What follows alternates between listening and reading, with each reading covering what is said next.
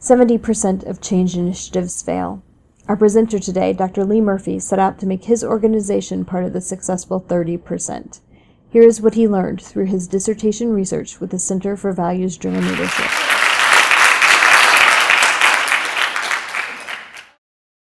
I am human. I want to like my job. I want to do work that makes a positive difference in the world. I'd like to be valued. I'd like to have some influence over things that impact me. I'd like to work with other people who like their jobs as well. I want to be heard. Actually, I don't really want this. I expect this. No, I demand this. Life is change. Change is constant. Change is hard. And most planned changes fail. Yeah, it's really not most planned changes. The vast majority of planned changes fail. Go ahead and cue the depressing music, please. So, I'm a business owner. We've got a great idea. But if we don't radically change what we do, 5 years from now, we're not going to be around. What we do is not really what's important here, but I'll give you a little bit of a context.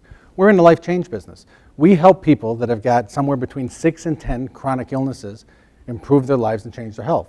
Take Diane as an example, a new patient in our program. She comes, she's got morbid obesity, she's got asthma, diabetes, joint issues, cardiovascular illness, hypertension, and depression. She's on 14 medications. She sees 5 different providers. On top of that, besides those clinical diagnoses, she's got child care issues, she's got financial issues, she can't afford her medication, she's got over-the-top stress at work and at home, she's addicted to sugar and caffeine, she doesn't sleep well, and occasionally she deals with denial. Our organization helps these people improve their lives, but we have to change what we do to succeed. The current healthcare marketplace is broken. It's the nicest word I have. There is not a stakeholder in the current healthcare marketplace that's interested in investing in these patients to help them get better. So we have to change. What's our change goal? Take out 80% of our current cost, or reduce our time by 80%, and give up only 20% of our impact. Let me say that another way. The change goal that I've asked our staff to do, our clinicians, is to increase their patient load by 500% with the same resources and still get high quality outcomes. And by the way, I still want them to love their jobs.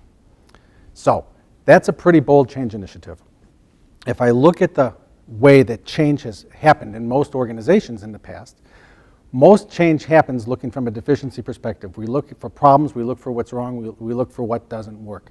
When we take that approach, we get the outcomes we've been getting for millennia. What those outcomes are is 70% of change initiatives fail. Actually, if you peel that common statistic back, the range is somewhere between 30 and 90%. 30% of mission-critical change initiatives failing is horrifying. I have no adjective for 90%. Let's look at personal change initiatives. People who want to stop smoking, lose weight, get in shape.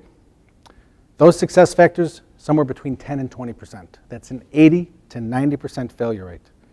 What that tells me is that as humans, it's not a core human competency to deal with change well. Now, we've been studying change and organizational change for over 70 years. We've probably got tens of thousands, if not hundreds of thousands of people with graduate degrees in organizational science and change. Hundreds of thousands, if not millions of people that are paid consultants and advisors to individuals and organizations to help them change. We still get these outcomes. We suck at change. Now, I've been working in organizational change, organizational development, and healthcare consulting for 30 years. I know the outcomes of these models, and I step back and look at what I'm asking my organization to do in the current environment and what the outcomes are I'm asking for, and I go, wow, okay, there's got to be another way. Fortunately, I found another way. That way is called appreciative inquiry. Appreciative inquiry says we live in the worlds that we envision.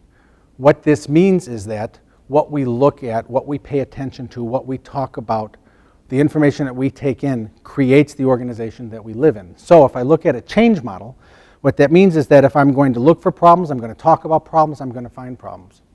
If I want to take another approach, which is a more positive approach, I'm going to look for strengths, I'm going to talk about strengths, and I'm going to find strengths. So we do some of this with our patients right now. Take Diane, go back to Diane for example. One of the questions we ask in our intake is, Diane, what would better health look like to you? Oftentimes, Diane doesn't have an answer for that question initially. So we wait over time, because if we can't create an intrinsic link for Diane in what better health looks like for her, we are not going to be able to help her change her life and improve her health. We have to do this. So appreciative inquiry begins with inquiry. It starts with a dialogue. It doesn't start with analytics about what's not working. It starts with a dialogue that invites the whole organization and all the stakeholders into the room, and it asks what's working, what's happening when we're at our best, who's doing what, and how can we move forward from there. So it starts with the place we've already been. It's built off of 4 core principles. The principle of appreciation. When are we at our best? Let's generate some energy. Let's use that to leverage to get to where we can go in our future. The principle of applicability. So I have to move to actionable outcomes. I run a business, I don't run a classroom. Now I love great ideas, don't get me wrong, but if they're not applicable, they don't have a lot of value for me. The principle of provocativeness. The change that we're moving towards has to persuade us. It has to draw us towards it. If that future doesn't draw us towards it, I don't have that intrinsic connection and I'm not going to be able to get there. And finally, the principle of collaboration. It has to be truly collaborative. I have to be able to include everybody that's going to be impacted by this change at some level into the conversation so that they feel like they're heard and they are truly heard. It cannot be a top-down approach if it's going to be successful. So, what did we do at ICM3, my company? We started with a half-day planning workshop. I brought in a third of the organization to plan the 2-day summit. The biggest outcome that came from there, I was actually fairly surprised, was they said, stay bold. Go for 500% increase in patient volume and we still love our jobs. I went, okay. I was ready to dilute it a little bit and they said don't. We did our 2-day appreciative summit. We followed the model. So we said, what are our strengths?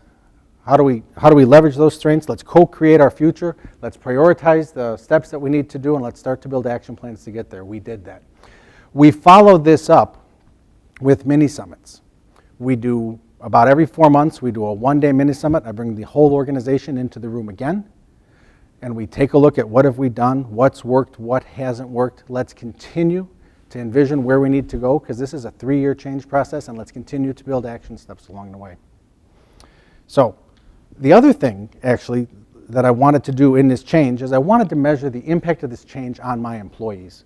I wanted to say, okay, what happens in this change process? Does appreciative inquiry actually work? Or is it another one of these rah-rah organizational change things that get everybody all jazzed up for a little while, and then pretty soon things start to dilute, and before you know it, we're back to where we were.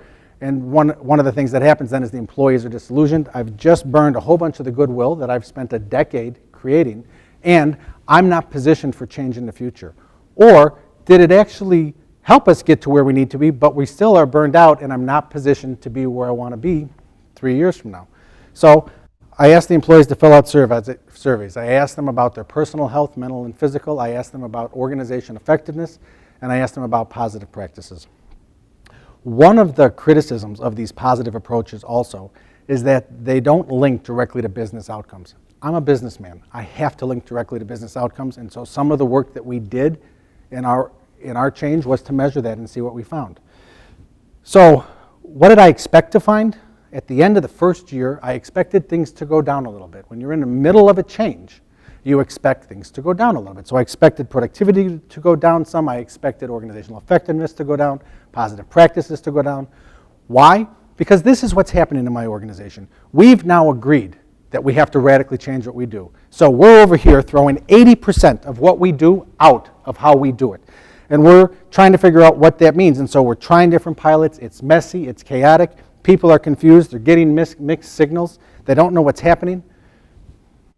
Over here, I've got 225 current patients. We're bringing in 15 new patients a month. We still have to do what we do. We have to keep the doors open. And so they're trying to do both. People that struggle with change, which is most people. Anxiety is going up in the organization. It was pandemonium. At the same time, energy in the organization was rising. Learning was happening all over the place. So what actually happened? What actually happened was that 3 of our 4 core business indicators actually increased in the middle of the change. That employees' mental health went up significantly. That organizational effectiveness went up, and that in every measure of positive practice that we measured, we improved. I was stunned. No, trust me, I was happily stunned. Okay? So we took a look at where we were and we said, okay, this is working. Now, related to business outcomes, 2 interesting findings. As my employees' mental health went up, the time it took for my patients in the action phase of their plan went down. We said, oh, that's interesting. So working with Diane, as my employees' mental health went up, they were able to help patients move through their area quicker. a little bit more importantly to us, because it led to a change for us, was that we found in 2 dimensions of positive practices, as those positive practices increased, we were able to bring in more patients. We implemented a change across our organization aligned with what we found there, and we are bringing in 10% more patients now than we were in the future. We still have 2 years to go in this change. I plan to be successful at it. I didn't expect to be this successful in the middle of it. So what I'm here to say is appreciative inquiry is actually a pragmatic approach. You start with a place you've already been. From that place, you identify where you want to go. When you have a mission-critical change in your organization, or any change at all, you have a choice. Do you want to start from a problem orientation or a deficiency approach? Do you want to ask questions like, what's not working? How do we get better? Where are our efficiencies lagging? Or do you want to ask questions that are strength-based? Do you want to ask questions about what are we doing when we're operating at our best? What are you doing? What are you doing? How do we take when we're operating at our best and figure out where we want to go in our future? We made that choice. We decided that we were going to take the appreciative approach. Now, I believe that the words we use create the worlds that we walk in. And so as we make this change, I believe that we're going to be able to positively impact thousands of patients, help improve their lives. We're going to save a couple of handfuls of lives along the way. You have that choice when you engage a change in the future. I'd encourage you to tap into the power of the positive.